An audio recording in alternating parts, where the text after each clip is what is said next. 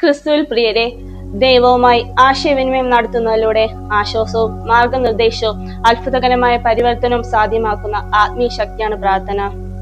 ഇത് വിശ്വാസികളെ ദൈവഹിതവുമായി സമന്വയിപ്പിക്കുകയും പ്രതിസന്ധികൾ ശക്തി പകരുകയും ഭയങ്ങളെ അതിജീവിക്കാൻ സാധിക്കുകയും ചെയ്യുന്നു. ബൈബിളിലുടനീളം അബ്രാഹത്തിന്റെയും മോശയുടെയും പ്രാർത്ഥനയിലൂടെ അത്ഭുതങ്ങൾ സംഭവിച്ചതായി നമുക്ക് കാണാം. ജീവിതത്തിന്റെ ഇരുണ്ട സാഹചര്യങ്ങളിൽ എന്ത് ചെയ്യണമെന്ന് മനസ്സിലാക്കാനും പ്രാർത്ഥന അനിവാര്യമാണ്.